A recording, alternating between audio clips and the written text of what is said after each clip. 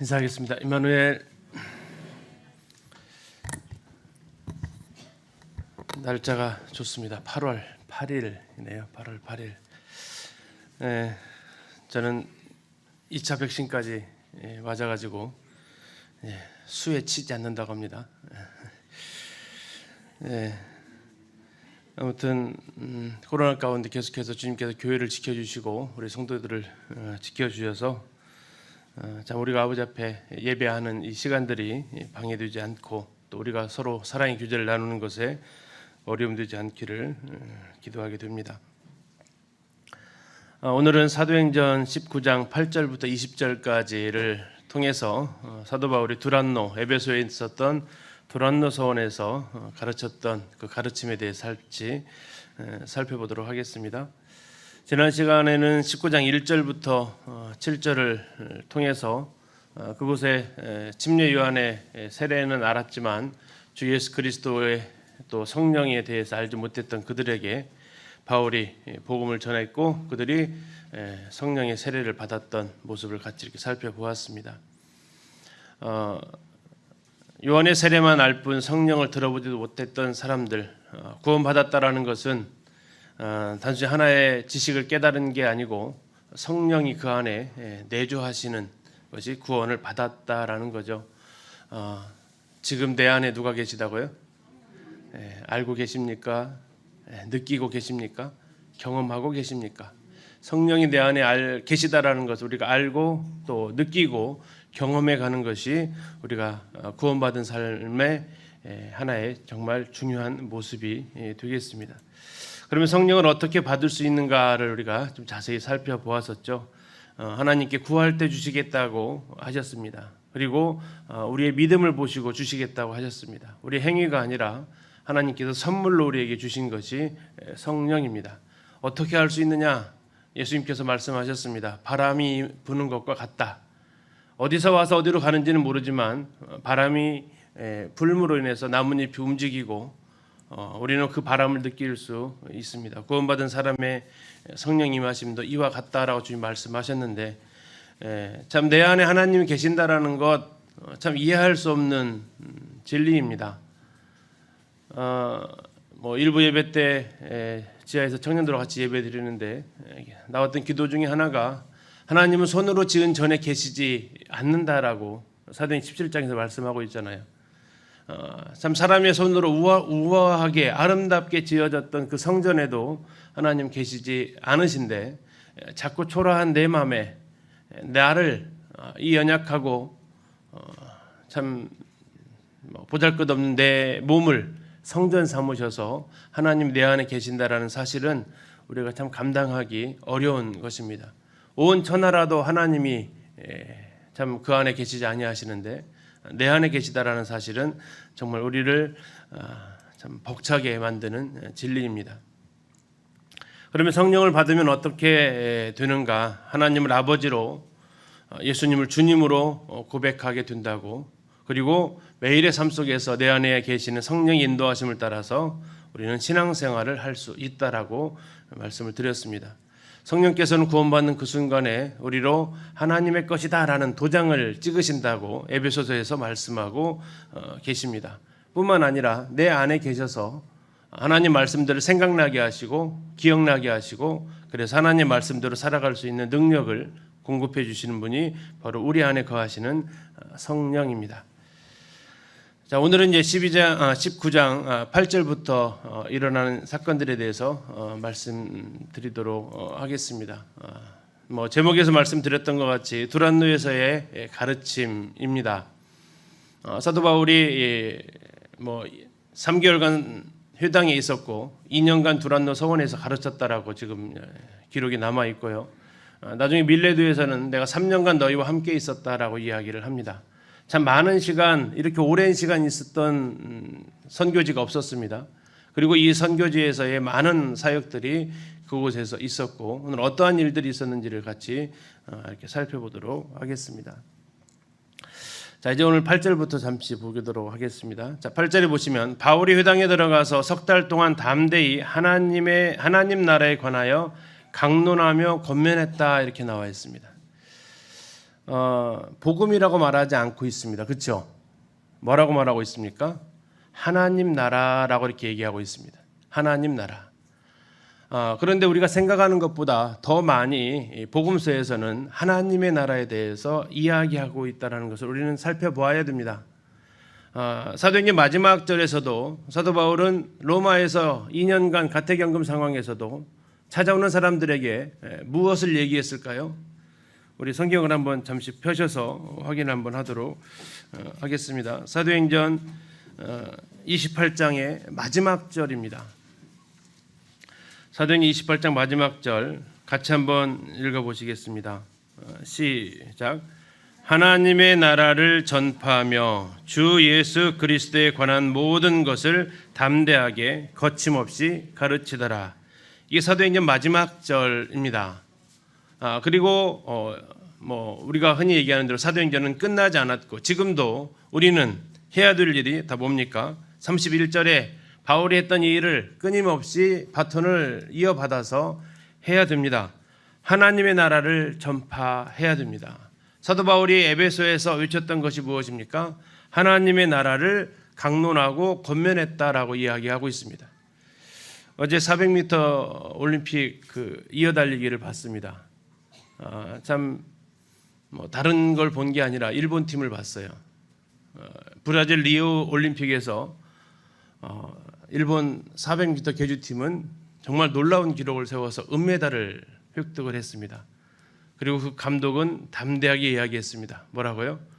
우리가 배턴 터치에서 다른 나라가 시도하지 않은 그 바턴 터치 기술로 2등을 할 수 있었다. 4명의 평균 속력은 현저하게 낮았지만 그 바턴을 주고받을 때 정말 군더더기 없이 깔끔하게 주고받아서 그들은 2등할 수 있었다라고 인터뷰한 기록이 남아 있습니다. 혹시 이번에 보셨습니까? 일본 400m 계주를 하는데 3번, 4번 선수는 뛰어보지도 못했습니다. 왜 그랬을까요? 1번이 2번한테 주는데 2번 주자가 바턴을 받지를 못했어요. 1번 주자의 손에서 그냥 400m가 끝났어요. 그리고 잘 보시면 3번, 4번 주자는 다 뛰고 있는데 자기 자리에서 그냥 멍하고 서 있는 이 장면이 이번 400m 계주에서 일어났습니다. 왜 그렇습니까? 바턴을 주었어야 되는데 바턴이 주지를 않으니까 뛸 수가 없는 거죠. 사도행전 마지막 말씀이 뭐라고요? 하나님 나라를 전파해야 된다. 주 예수 그리스도에 관한 모든 것을 거침없이 남김없이 다 전하는 것이다. 이게 오늘날에도 이어져야 우리는 이 사도행전이 우리 삶 속에서도 계속 진행이 될 것입니다. 자, 그런데 왜 바울은 복음을 전했다라고 말하지 않고 하나님 나라에 대해서 전했다라고 말하는가 하는 부분입니다. 하나님의 나라, 어떠한 나라입니까? 하나님 나라. 마태복음에서는 천국이라고 얘기를 보통 하고 있고 누가복음이나 사도행전에서는 하나님의 나라, 하나님 나라라고 이렇게 표현하고 있습니다. 우리는 하늘나라라고 생각을 하죠. 천국이나 하늘나라라는 개념은 공간의 개념이 좀 더 있겠습니다만 하나님 나라는 공간의 개념이 아닙니다. 하나님 나라는 무슨 나라입니까? 하나님이 통치하시는 나라입니다. 지금 우리나라를 가리켜서 문재인 정권이라고 얘기합니다. 왜요? 문재인 대통령이 통치하는 기간이기 때문에 그렇습니다. 아마 내년 대통령 선거가 끝나면 말이 바뀌겠죠. 누가 대통령이 될지 모르겠지만 이제는 그 대통령이 통치하는 나라라고 불려지게 될 것입니다. 대한민국은 5년마다 정권이 바뀌게 되어져 있습니다. 같은 당이 차지하더라도 대통령이 바뀌면 그 이름이 앞에 있는 단어가 바뀌겠죠. 그러나 하나님의 나라는 인류가 창조된 그 시점부터 인류가 마무리되는 그 순간까지 바뀌지 않습니다. 하나님 나라는 영원합니다. 하나님 나라는 하나님이 통치하시는 나라입니다. 그리고 우리는 하나님의 백성이라고 이야기를 하죠. 하나님의 백성이 누구입니까? 하나님을 왕으로 모시는 사람들이 하나님 나라의 백성입니다. 단순히 천국 가는 게 목적이 아닙니다. 복음은 하나님 나라의 백성으로서 하나님을 왕으로 모시고 하나님 말씀에 따라서 하나님의 통치의 원칙대로 내가 살아가는 게 하나님 나라의 백성으로서의 삶을 살아가는 것입니다. 바울은 여기에서 뭐 하고 있습니까? 하나님 나라에 관해서 말하면서 첫 번째 뭐 했다고 나와요? 강론했다라고 나옵니다. 강론했다. 이것은 변론하다라는 뜻을 가지고 있습니다. 변론하다. 다시 말하면 사람들의 이 머리를 터치했다라는 겁니다. 하나님의 나라가 어떤 나라인지에 대해서 사도 바울은 강론했습니다. 두 번째는 뭐 했습니까? 권면했다라고 나와 있습니다. 권면했다. 이 권면한다라는 것은 설득한다라는 뜻을 가지고 있습니다. 그들의 의지를 향해서 호소했다는 뜻을 가지고 있습니다. 머리만 흔들 뿐만 아니라 그들이 내 삶이 하나님의 백성으로서 살라고, 이제 하나님 나라에 들어가지 않는 사람은 누구의 나라에서 살고 있을까요? 이 세상 권세 잡은 자가 누굽니까? 사탄 마귀의 나라에서 살고 있다라는 겁니다. 그 나라에서 나와서 하나님 나라로 옮겨오라고 외치고 있습니다. 하나님 나라, 우리 성도님들 마음에 이루어지셨습니까? 구원받은 사람은 바로 하나님의 나라가 여기 있다 저기 있다 할 것이 아닙니다. 어디에 있습니까? 내 안에 있습니다. 내 안에 하나님의 나라가 있습니다. 나를 누가 통치하고 계십니까? 하나님이 통치하십니다. 하나님이 무엇으로 통치하십니까? 하나님의 말씀으로 통치하시는 것입니다.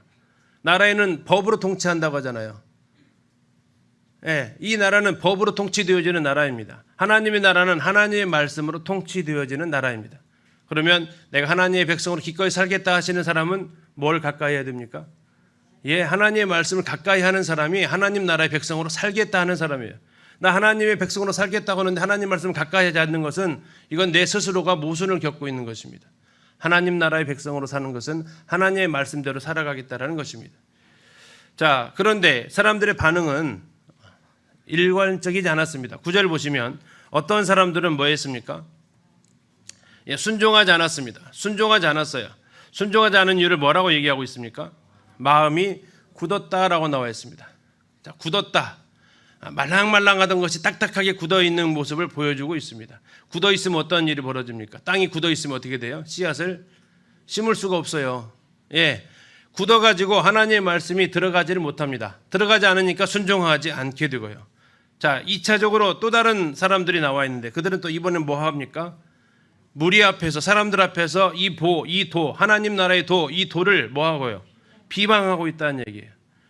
자기만 믿지 않을 뿐만 아니라 여기에 대해서 저건 헛소리다, 저건 말도 안 되는 소리다, 왜 내가 그렇게 살아야 돼? 나는 그렇게 살 수 없어 하면서 비방하고 있다는 겁니다. 저기서 마음이 굳어서 순종하지 않았다라는 것은 강론에 대한 반대 반응이었습니다. 비방한다라는 것은 권면한 것에 대한 반대 반응을 표현하고 있는 단어가 되었습니다. 석 달이 지난 후 그래서 바울은 더 이상 회당에서 하나님 나라를 전할 수 없다는 것을 알게 되고 아마 그들도 원하지 않았을 겁니다. 그래서 바울이 하는 것이 뭡니까? 바울이 그들을 떠나 제자들을 따로 세우고 어디로 갔어요? 두란노 서원에서 어떻게 했다고요? 날마다 강론했습니다. 두란노 서원에서 날마다 강론했어요.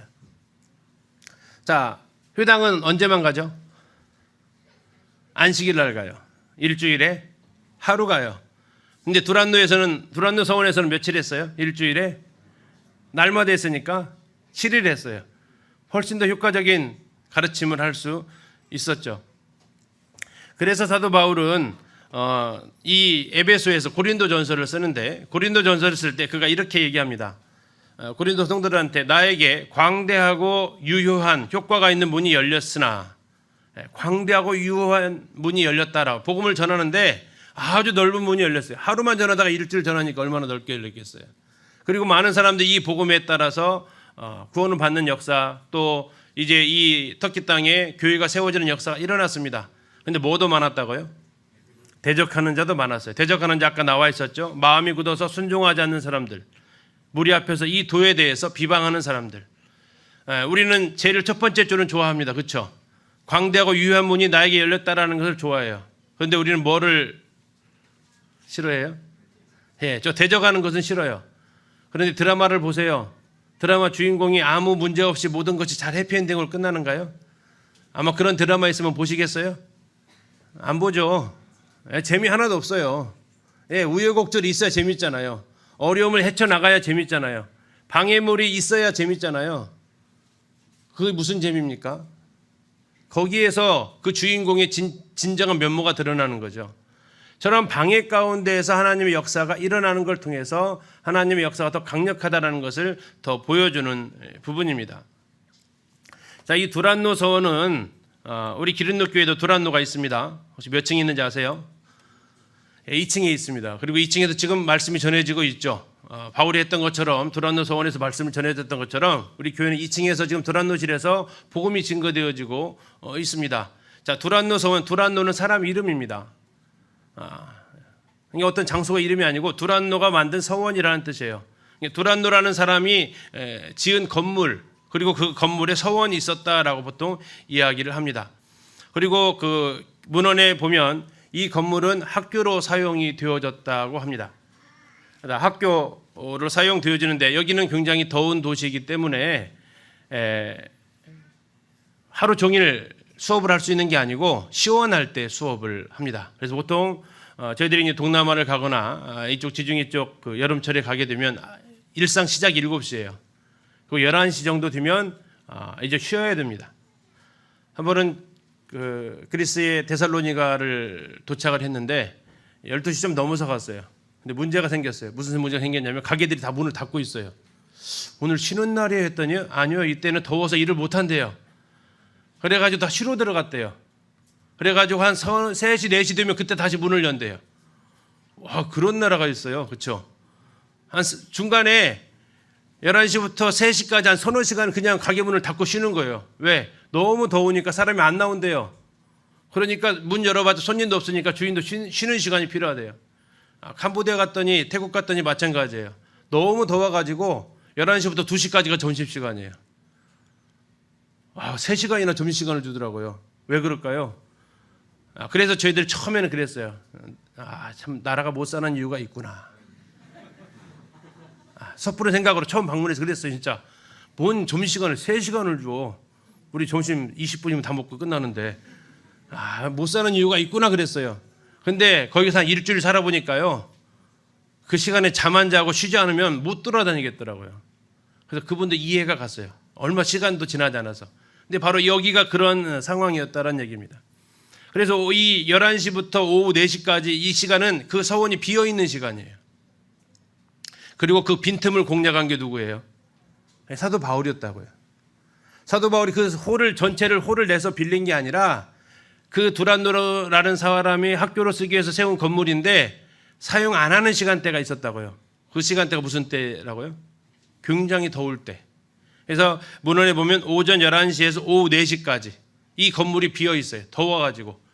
거기가 대리석 바닥이거든요. 2000년 전에 대리석 바닥이니까 굉장한 도시였죠. 자, 그 가운데에서 비어 있는 시간을 이용해서 사도 바울은 사람들을 그곳에 오도록 해서 그곳에서 몇 년간 가르쳤다고 나옵니까? 예, 2회니까 2년간 가르칩니다. 2년간 가르쳤으면 며칠 가르친 거예요? 365 곱하기 2 하면 731일 동안 계속해서 가르쳤다고 이야기합니다. 자, 몇 시간 가르친 거예요? 11시부터 4시까지 풀로 가르쳤으면 5시간, 하루 5시간. 그러면 점심시간 빼면 하루 4시간 잡아도 하루 4시간. 자, 빨리 계산하십시오. 730 곱하기 4. 빨리 계산 안 되죠? 그 한 3,000시간 정도 가까운 시간을 계속해서 날마다 쉬지 않고 전했다고 그가 이야기하고 있습니다. 그래서 그가 이렇게 이야기합니다. 사도행전에서 에베소에서 이 가르쳤던 것을 추억을 하면서 에베소 장로들한테 이렇게 얘기합니다.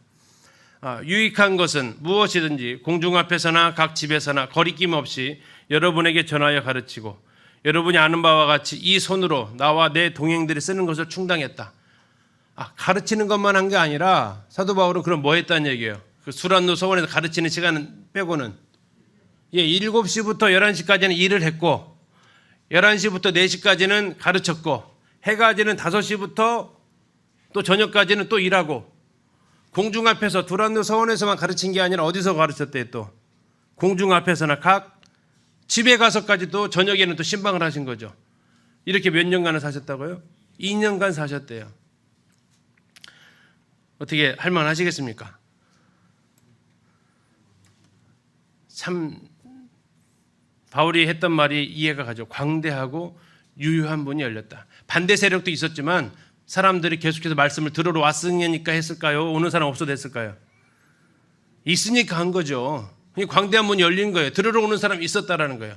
그럼 하나 더 물어볼게요. 바울같이는 하기는 힘들겠죠. 그러면 11시부터 4시까지 다 쉬는 시간에 와서 말씀 들으실래요? 그건 하실 수 있으시겠어요? 그것도 못 하시겠어요? 전하는 것도 못 하고 듣는 것도 못 하면 한 시간 말씀 듣는 거 쉽지 않으시죠? 근데 그들은 더울 때 에어컨 있었을까요? 천만에죠. 더울 때 에어컨 없이 말씀 듣는 건 어때요? 아마 지금 에어컨 딱 끄고 말씀 들으라고 하면 땀이 삐질삐질 나면서 되게 힘드실 거요. 그리고 다음 주에 오라고 하면 에어컨 고쳐졌어?부터 물어보지 않으실까요? 그런데 2년간 매일같이 날마다 나와서 그 가장 뜨거운 시간대에 바울만 쉬지 못한 게 아닙니다. 그 사람들도 오전에 일하다가 바울이 자 모입시다 그러면 그 시간 안에 와서 마을에서 말씀을 들었다는 거예요. 쉽지 않죠. 쉽지 않습니다. 그러나 이러한 일들을 통해서 놀라운 역사가 일어났다는 겁니다. 전하는 사람도 쉽지 않고요. 듣는 사람도 쉽지 않습니다. 그러나 그러한 일들을 통해서 이 두란노 서원에서 2년간의 그 가르침은 어떠한 효과를 가져왔다고 얘기하고 있습니까? 아시아에 사는 자는 유대인이나 헬라인이나 다 주의 말씀을 들었다라고 말하고 있습니다. 여기서 아시아를 얘기하는 것은 뭐 대한민국까지 아시아를 얘기하는 게 아니라 터키 지역에 있었던 그 아시아를 이야기하고 있는 겁니다. 자, 사도 바울이 두란노에서 2년간 가르쳤던 것을 잠시 좀 정리를 하면 이렇습니다. 소아시아에서 주의 말씀을 2년간에 걸쳐서 편만하게 증거합니다. 헬라인이나 유대인이나 다 말씀을 들을 수 있도록. 그러니까 말씀을 들었던 사람들이 자기만 들은 게 아니고 뭐 했을까요? 데리고 온 거죠. 야, 쉬는 시간이야. 그래도 너희 말씀 들어야 돼 하면서 데리고 온 겁니다. 나만 듣는 게 아니고 내 친구들, 내 이웃들을 데리고 와서 그곳에서 말씀을 듣게 했다라는 겁니다. 자, 이때 이제 뒤에 살펴보겠지만 하나님께서 놀라운 일들을 행하게 하십니다. 그리고 이 일을 통해서 많은 사람들이 주 예수의 이름을 높이게 됩니다. 이따 뒤에서 보도록 하겠습니다. 자, 이러한 일들을 통해서 사람들에게 변화가 찾아오게 되는데 에베소에 2대 산업이 있습니다. 오늘은 그 중에 하나를 볼 거고요. 다음 시간에 또 하나를 볼 겁니다. 첫 번째가 마술입니다. 마술. 두 번째는 아데미 숭배였습니다. 자, 마술사들이 오늘 보인 반응을 볼 거고 다음 시간에는 이 아데미 숭배자들의 반응을 살펴보려고 합니다. 근데 크게 반응을 요약하면 첫 번째 오늘 볼 사람들입니다. 제사장 스게와와 7 아들이 있습니다. 바울을 흉내내려고 했던 사람입니다. 흉내내려고 했다가 엄청 망신당합니다. 두 번째 마술사들 나옵니다. 자, 마술사들은 자기들이 마술할 때 사용했던 책들을 전부 불살라버립니다. 믿음을 고백하는 모습입니다. 세 번째로 다음 시간에 살펴보게 될 아데미의 사람들입니다. 그들은 이 바울의 복음 전도에 크게 반발합니다. 먹고 사는 일에 문제가 생겼습니다. 복음이 전해지면 사람들의 반응이 보통 이렇게 갈리는 것 같습니다. 어떤 사람들은 그냥 계속 복음을 받아들이지 않고 따라다니고 흉내내는 사람들이 있고, 어떤 사람들은 분명한 믿음의 결단을 보여서 자신의 삶을 정리하는 사람이 있고, 어떤 사람은 거기에 대해서 반발하고 호응하지 않는 사람들도 있습니다. 두란노에서 에베소에서의 두란노 서원에서 그 가르침이 그와 같은 일을 보는데, 오늘 그 중에서 가와 나를 같이 한번 살펴보려고 합니다. 자, 바울은 두란노에서 에베소 회당에서 3개월, 두란노 서원에서 2년간 가르침을 했습니다. 자, 이게 바울이 한 것이고요. 자, 그 다음에 하나님은 뭐 하셨는가를 보려고 합니다. 11절부터 나와 있는데, 하나님이 바울의 손으로 놀라운 능력을 행하게 하셨습니다. 심지어 사람들이 바울의 몸에서 손수건이나 앞치마를 가져다가 병든 사람에게 얹으면 그 병이 떠나고 귀신이 떠나갔습니다. 자, 손수건이나 앞치마는 뭘까요? 언제 썼던 걸까요? 바울이 일할 때 쓰던 것들이에요. 특별한 어떤 효과 있는 게 아니고, 바울이 일하다가 더우니까 땀 닦았던 손수건이고요. 일할 때 앞에 둘렀던 그 앞치마예요. 그걸 갖다가 병든 사람한테 딱 얹으니까 어떻게 됐어요? 그 병이 낫는 거예요. 귀신이 들린 사람한테 얹어두니까 어떻게 돼요? 귀신이 나가는 일이 벌어졌다라는 겁니다. 이런 일도 일어나면 참 좋겠죠. 오늘날은 이런 일이 안 일어나시죠. 왜 일어나게 하셨을까요? 우리는 사도행전 앞에서 베드로에게도 이런 비슷한 일이 있었던 것을 볼 수 있습니다. 사도행전 5장에서 심지어 병든 사람을 메고 거리에 나가서 침대와 요 위에 누입니다. 그리고 베드로가 지나가면 햇빛이 떠 있으니까 뭐가 생겨요? 그림자가 생겨요. 그럼 베드로 그림자 쪽으로 사람을 이렇게 침대를 옮기는 거예요. 그러면 놀라운 일이 벌어져요. 뭐가 생겨요? 누워있던 사람이 일어나는 거예요. 베드로의 효과가 세요? 바울의 효과가 세요? 그림자 효과가 세요? 손수건 앞치마 효과가 세요? 네, 그건 효과가 없고 하나님의 역사가 세요. 늘 대답은 3번이죠. 하나님의 역사가 힘이 센 거예요. 하나님이 그럼 바울의 뭐 그림자로는 못했을까요? 베드로의 손수건으로 못했을까요? 아니죠. 하나님은 그건 아무 효과가 있는 게 아니에요. 그냥 하나님께서 도구로 쓰여졌을 뿐이지. 자, 중요한 것은 뭡니까? 히브리서 이렇게 얘기하는데 하나님도 표적들과 기사들과 여러 가지 능력과 및 자기의 뜻을 따라 성령이 나누어 주신 것으로서 그들과 함께 뭐 하셨어요? 증언하셨어요. 다시 말하면 지금 바울이 두란노 서원에서 2년간에 가르쳤던 내용이 누구의 말씀이다? 하나님 말씀이다. 내 말이다. 그는 지금 나의 말을 하고 있는 거다라고 하나님이 지금 이 기적을 가지고 도장을 찍어서 사람들한테 확인을 해 주신 겁니다. 자, 이런 일들이 벌어지니까 에베소 그 도시가 아마 전주시에서도 막 이런 일이 벌어진다면 난리 날 거려. 예, 막 사람들이 막 엄청나게 몰려 다닐 겁니다. 이것이 뭐 소문이 안 났겠습니까? 소문이 나니까 자, 여기에 이제 반응하는 사람들이 나타납니다. 13절에 보니까 이에 돌아다니면서 마술을 하는 어떤 유대인들이 시험 삼아서 악귀 들린 자, 누군지 아시겠죠? 딱 봐도 누가 악귀 들렸는지요. 예, 저 연두색 계통의 옷을 입은 사람이 악귀 들린 사람입니다. 저 악귀 들린 자들에게 주 예수의 이름으로 불러 말하되 내가 바울이 전파하는 예수를 의지하여 너희에게 명하노라. 뭐라고 명했을까요? 이 악귀야 나가라 라고 했겠죠. 예, 그렇게 막 외쳤다라는 겁니다. 자기도 하면 될 줄 알고, 예, 자기도 하면 될 줄 알고 외쳤다라는 거예요. 그리고 그 중에 특별히 한 예를 들어줍니다. 14절에 유대의 한 제사장 스게와의 7 아들 또 이 일을 행했다라는 겁니다. 지금 그 제사장 옷을 입은 것 같은데 학자들 사이에 좀 의견이 분분합니다. 저 사람이 진짜 제사장인지 아니면 사기치는 제사장인지. 봤을 때 이 제사장들이 이 땅에 와 있을 일은 없어요. 성전에 가 있어야지. 왜 터키 땅하고 이스라엘은 되게 먼 땅인데 아마도 가짜 제사장이나 자칭 제사장이지 않을까 싶은데요.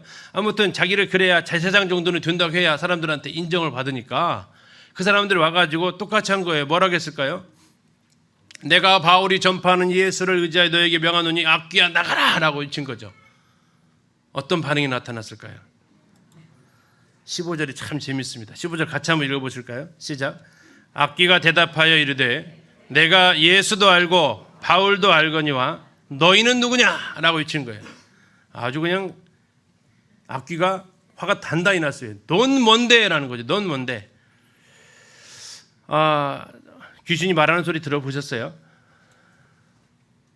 귀신이 말하는 소리. 그냥 육성으로 말하는 거하고 귀신 들린 사람이 귀신이 말하는 거하고 주파수가 다르대요. 테스트를 해보면.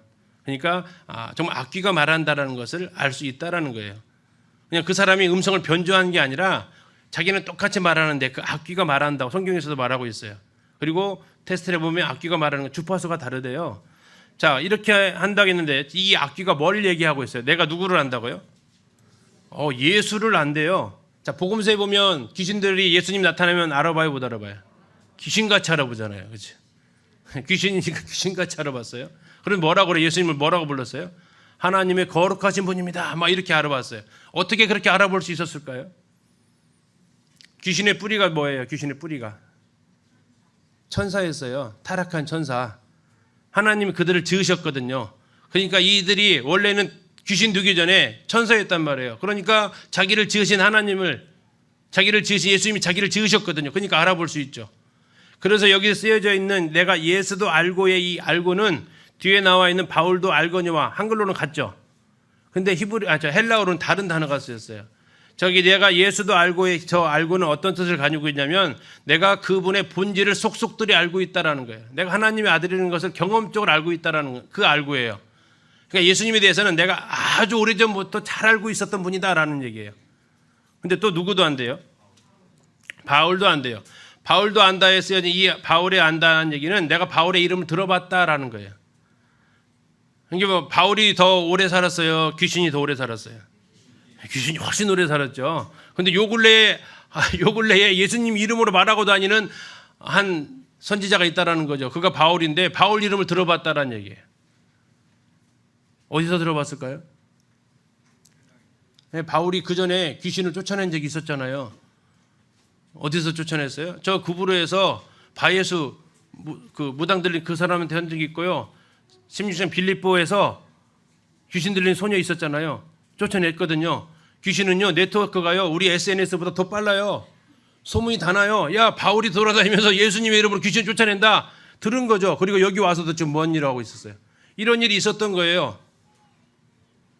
그러니까 내가 바울 이름을 내가 들어봤는데 도대체 스게와라는 너희들 이름은 뭐하다? 들어본 적이 없다. 들어본 적이 없다. 자, 여기에 대해서 FB 마이어라는 분이 이런 글을 썼습니다. 좀 찔리기도 하고요. 한번 저만 찔릴 수는 없잖아요, 그렇죠? 같이 한번 좀 찔려보고 싶어서 그분이 이렇게 얘기했습니다. 스게와의 아들들이 악령을 쫓아내려 했을 때 악령은 오히려 그들을 조롱했다. 이 조그만 자식들아, 너희들은 누구냐? 나는 바울을 알지만 너희들은 모른다. 전에 결코 너희들에 대해서 들어본 적이 없다. 너희들의 이름이 저 아래 지옥에서 한 번도 거론된 적이 없단 말이다. 너희들의 이름을 듣고 지옥에서 떨어본 적이 없다는 얘기예요. 이 에베소라는 조그만 땅덩어리 밖에서는 너희 이름이 알려진 바가 없다. 여기서나 너희들이 지금 귀신 쫓아낸다고 이런 짓 마술 행한다고 하고 다니지 아무도 너희들 두려워한 적이 없다. 이렇게 지금 그분이 글을 썼습니다. 진정 그렇다. 오늘날도 내 마음에 떠오르는 하나의 질문이 있다. 지옥 저 아래에서 누군가가 내 이름을 알고 있을까? 귀신들이 나에 관해 알고 있을까? 그들이 나 때문에 두려움에 떨고 있을까? 아니면 그들이 오히려 우리를 억누르고 조종하고 있을까? 우리가 주일에 설교하고 어떤 거처를 전도할 목적으로 방문할 때, 그리고 성경 공부반을 인도할 때 마귀는 이렇게 말할지도 모른다. 나는 당신을 모른다. 당신은 내 힘과 공격을 받을 만한 자격이 없다. 당신은 당신의 일을 계속할 수 있다. 해라. 그러나 나는 당신의 사역을 멈추기 위해서 지옥을 혼란스럽게 하지는 않을 것이다. 무슨 의미 같으세요? 지옥에서 우리 성도님들 이름을 알까요? 우리나라 예전에 우리 여기 모치님들 젊으셨을 때 귀신 이야기 많이 들으셨죠? 저 비금이라는 곳에도 그런 이야기가 전해진다는 거 아닙니까? 거기에 복음이 들어가서 한 전도자가 거기에서 이제 귀신을 축신하는 일이 있었습니다. 그리고 이제 그 모습을 그 주변에 있던 분들이 보셨다라는 거예요. 그 섬은 특히 귀신이 더 많다라고 얘기하죠. 그런데 그 전도자가 이제 무트로 나갔습니다. 근데 귀신 들린 사람은 여전히 있고 그걸 본 사람이 있었던 거예요. 그래가지고 뭐 했을까요? 이 스가와의 제사장처럼 똑같은 일을 했어요. 뭐라고요? 예수 이름으로 명하노니 나가라! 라고 했던 거예요. 귀신의 반응이 어땠을까요? 귀신의 반응이 16절입니다. 악귀 들린 사람이 그들에게 뛰어올라 눌러 이기니 그들이 상하여 벗은 몸으로 그 집에서 도망하는지라. 그 비금 땅에서 그 귀신 들린 사람이, 그 악령이 그 귀신 들린 사람을 이용해서 그 자기를 향해서 나가라고 했던 그 사람을 던져가지고 마루 아시죠? 마루 밑으로 던져버렸어요.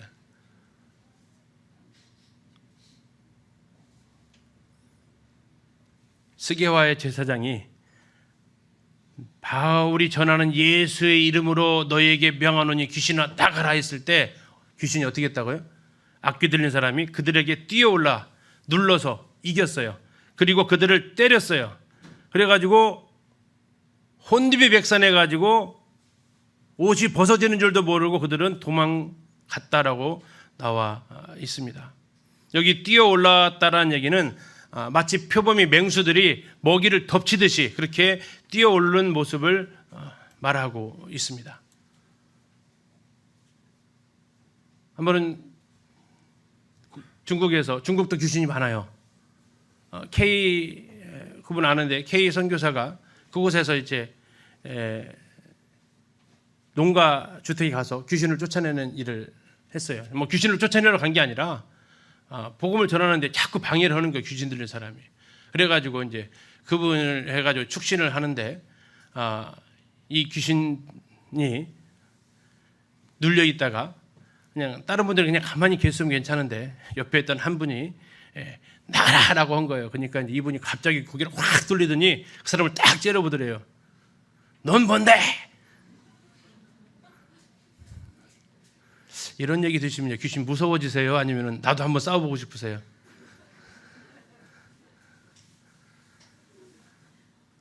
F.B. 마이어가 말했던 지하에서 당신의 이름을 알고 있는가라는 이 단어를 보는데 참 떨림이 있었습니다.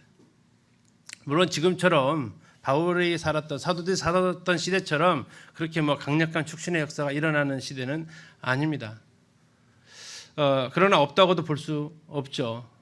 그러나 우리에게 중요한 것은 귀신은 우리를 알아본다라는 겁니다. 어떻게 알아봐요? 귀신같이. 귀신같이 알아봅니다.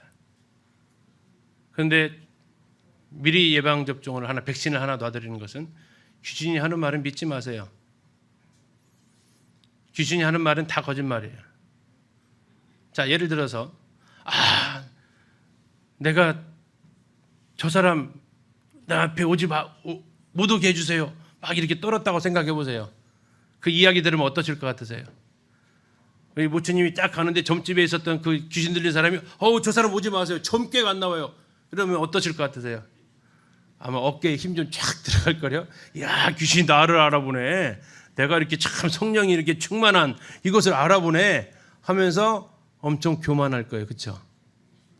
근데 아까 지나갔던 것처럼 그 사람을 향해서 넌 누군데? 하면 뭐라고 할까요? 뭐야, 나 구원 안 받은 거 아니야? 너가 지금 죄진 거 내가 다 알고 있는 거 아니야? 엄청 움츠러들겠죠. 엄청 낙심하게 되겠죠. 예, 귀신이 하는 말 둘 중에 다 믿지 마세요. 나를 교만하게 만들거나 나를 낙담하게 만들어요. 그러나 중요한 것은 그것은 내 자신이 스스로 잘 알고 계실 겁니다. 17절 보십시오. 에베소에 사는 유대인과 헬라인들이 다 이 일을 알고 뭐 했다고 나와요? 두려워했대요. 자, 아까 바울이 두란노에서 2년간 가르쳤을 때 헬라인과 유대인들이 뭐 했다고 나왔죠? 뭐 했다고 나와 있어요? 다 주의 말씀을 들었다고 나와 있어요. 19장 10절에 2년 동안 가르치니까 유대인이나 헬라인이나 아시아에 사는 모든 사람은 다 주의 말씀 들었다고 나와 있죠. 자, 하나님께서 놀라운 이런 기적들을 베푸게 하셨어요. 그랬더니 17절에서는 또 다르게 표현하고 있어요. 에베소에 사는 누구? 유대인과 헬라인들이 뭐 했다고요? 다 이 일을 알고 두려워하며 주 예수의 이름을 높였다고요. 자, 우리가 하는 일을 통해서 어떤 일들이 일어난다고요? 사람들이 복음을 듣게 된다고요. 하나님이 하시는 일을 통해서 어떤 일이 일어난다고요? 사람들이 하나님을 두려워하고 주 예수의 이름을 높이게 된다고요. 복음을 증거하는 데 있어서 우리가 하는 일이 있고 해야 될 일이 있고 하나님께서 하시는 일들이 있다라는 겁니다. 그리고 그 두 일은 서로 함께 협력해서 하나님의 복음에 하나님의 나라를 확장시키고 있다라는 겁니다. 그들은 주 예수의 이름. 왜 주 예수의 이름입니까?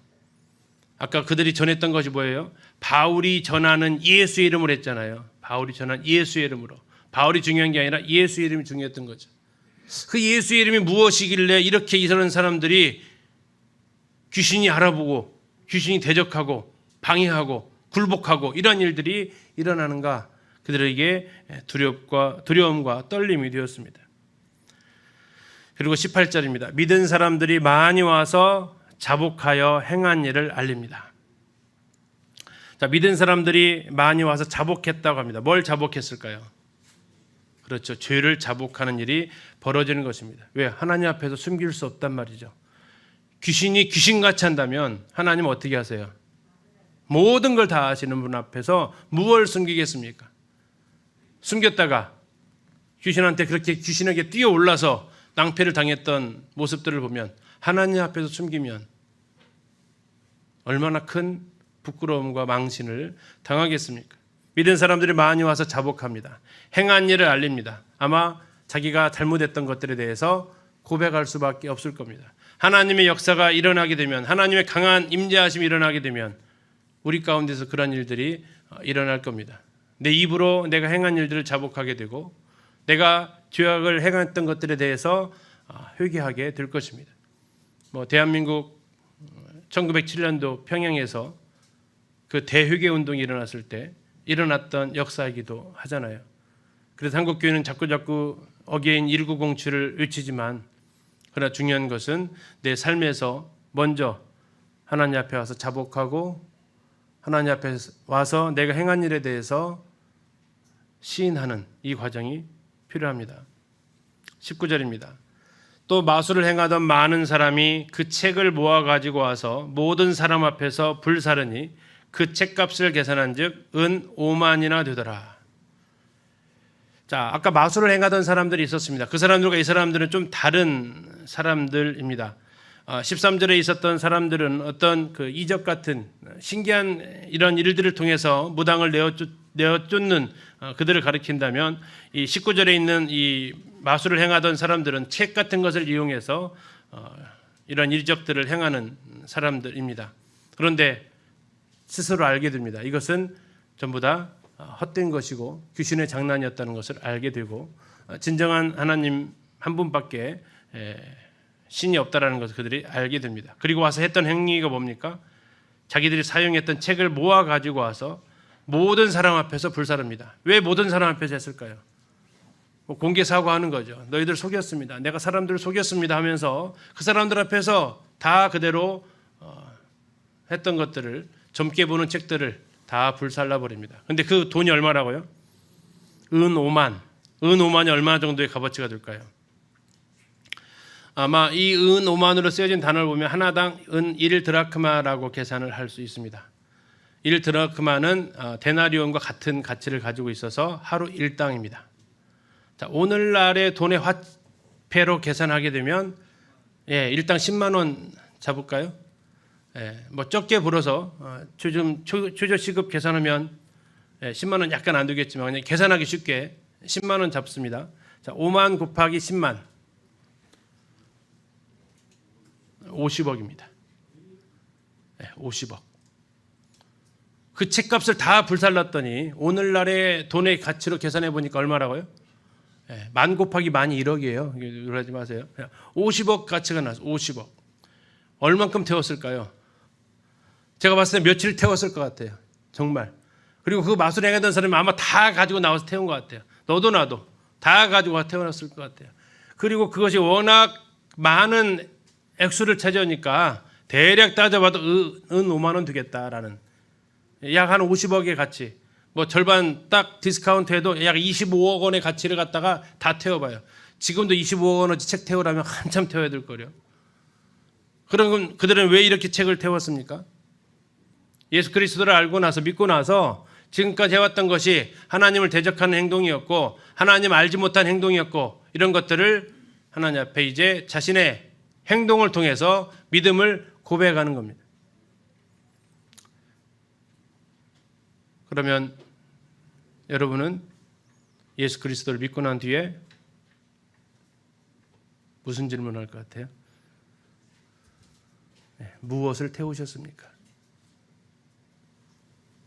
이 마술을 하는 사람들은 예수 그리스도를 믿고 나서, 진리를 알고 나서 진리가 아닌 것들을 태워버렸습니다. 그 가치가 1억, 2억이 아니라 몇십억이 나가도 그것은 하나님과 반대되는 일이고 하나님을 따르는 일이 아니었을 때 그들은 모든 보는 사람 앞에서 태웠습니다. 그렇다면 나는 예수 그리스도를 알고 헛되다는 것을 알고 나는 무엇을 태웠나 하는 것입니다. 요즘은 태우기보다는 무엇을 삭제했나요? 내 휴대폰에서 무엇을 삭제를 하셨습니까? 내 컴퓨터에서 무엇을 삭제하셨습니까? 내가 즐겨 듣는 텔레비전 프로그램에서 나는 무엇을 삭제를 해보셨습니까? 이 마술을 행하던 사람들은 이 책은요, 취미생활이 아니에요. 저건 뭡니까? 자기 생업이에요, 생업. 저걸 다 불태워버린다는 것은 앞으로 먹고 살 일이 막막할 수 있는 상황이라고요. 그럼에도 불구하고 그들이 복음을 듣고 하나님 나라에 대해서 듣고 그들은 이것을 하나님 앞에 태울 수밖에 없었어요. 그 성령이 가만히 놔두질 않은 거예요. 왜 계속해서 사람들을 거짓으로 사람들에게 이익을 추구하려고 하느냐. 하나님 나라에 반하는 것들을 그렇게 할 수 있는 거냐. 그 성령의 강한 찔림이 강한 역사가 자기 생업과 관련된 책들이라 할지라도 다 태워버렸습니다. 아마도 오늘날 그리스도인들이 우리가 소유하고 있는 혹시 모를 쓰레기 같은 책이 혹시 책꽂이 한 곳에 꽂혀 있을지 모릅니다. 쓰레기 같은 잡지가 내 어딘가에 자리 잡고 있을지 모릅니다. 하나님을 대적하는 어떤 음악들이 내 전자기기에 한 곳을 차지하고 있을지도 모릅니다. 어떤 프로그램이 내 마음을 빼앗는 그 프로그램이 내 휴대폰이든 전자기기든 노트북이든 컴퓨터든 어느 한쪽 폴더를 차지하고 있으면서 계속해서 그것이 나로 하나님을 가까이 다가가지 못하게 만들고 있을지 모르는 겁니다. 은 5만이나 태웠다니까 어떤 생각이 드십니까? 대단해 보이십니까? 그렇습니다. 대단합니다. 그런데 하나님 입장에서는 당연한 겁니다. 우리의 입장은 어떻습니까? 우리가 정말 그렇잖아요. 내가 세상에서 구원받기 전에 세상에서 즐기던 거 그거 끊기가 쉬워요, 어려워요? 많이 어려워요. 안 끊어본 사람 모르잖아요. 그래서 나이 드셔서 구원받으신 분들은 그게 더 어려워요. 갈수록 더 어려워요. 근데 더 안타까운 것은 만약에 20절에 그들이 다 태웠잖아요. 그리고 시간이 지난 후에 그들이 다시 모으기 시작하더라.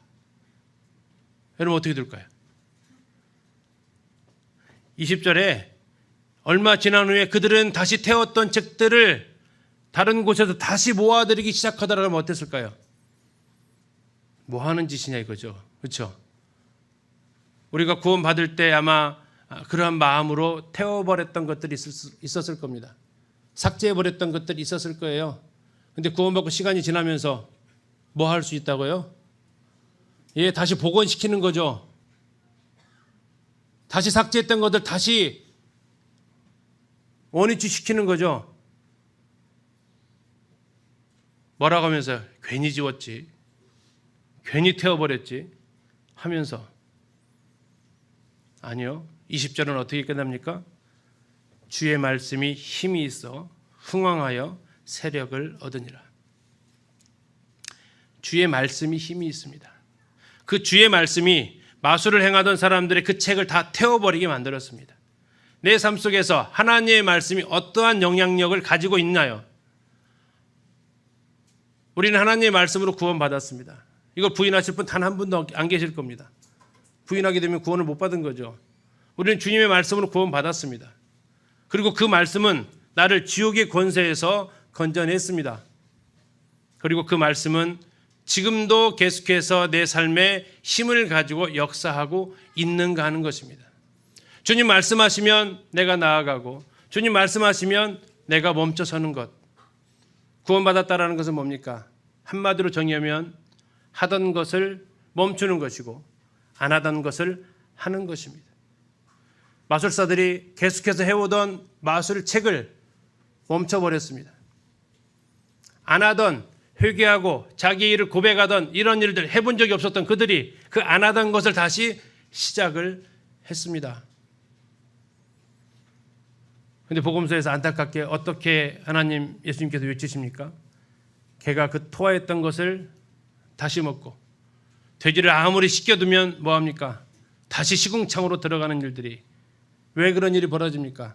주의 말씀이 힘이 나에게 없으면 하나님의 말씀이 내 안에서 힘을 발휘하지 못하면 우리는 구원받았을 때 그 감격으로 전부 삭제해버리고 다 태워버리고 다 없애버렸던 것을 슬금 하나씩 다시 채워 넣더라는 겁니다. 태워버릴 것은 태워져야 됩니다. 깔끔하게.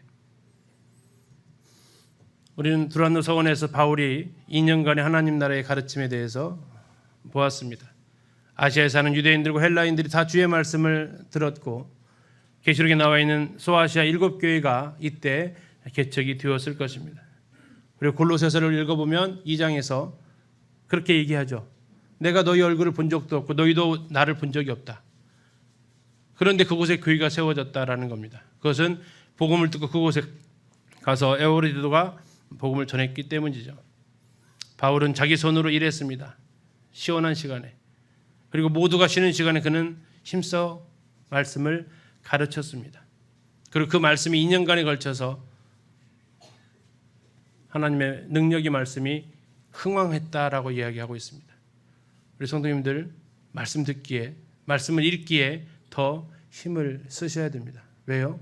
그 말씀이 내 안에 세력을 형성하고 있느냐 하는 겁니다. 아니면 내 육신이 그 말씀을 누르고 있냐 하는 겁니다. 하나님 어떻게 하셨습니까? 바울의 손으로 놀라운 능력을 행하게 하셨습니다. 치유하는 일, 촉신하는 일을 하셨습니다. 이 소식을 들은 사람들이 다 두려워하고 주 예수의 이름을 높이십니다. 하나님 우리에게 복음을 전하게 하실 뿐만 아니라 함께 하셔서 그 일들을 이루어 가십니다. 그리고 마지막 믿은 사람들이 있었습니다. 자복하고 책을 불태웠던 마술사들이 있었습니다. 하나님의 말씀은 사람들의 그 양심을 자극해서 죄를 회개하는 일들을 하십니다. 그리고 그 회개는, 그 믿음은 무엇으로 증명된다고 합니까? 행위를 통해서 증명이 된다고 한다는 것입니다. 한번 생각해 보십시오. 그 마술사들이 예수 그리스도를 믿었다. 그러나 그 책은 태우지 아니하였더라. 그럼 뭐가 되겠습니까? 뭐가 잘못된 겁니까? 믿은 겁니까? 아마 야고보 사도가 있었다면 야고보서를 쓴 그 야고보가 들었다면 뭐라고 하겠습니까? 그건 믿음 아니다. 믿었다면 그렇게 할 수 없는 것이다. 믿음은 반드시 행동을 통해서 증명되어진다. 나는 믿음을 고백한 후에 제거하고 불태운 것이 무엇이 있습니까? 그리고 구원받은 지 오래되신 저 포함입니다. 앞에서 말씀드렸지만 찔림을 받으니까 혼자 찔릴 수 없으니까 같이 찔려야죠. 우리 다 같이 한번 생각해 보면 좋겠습니다.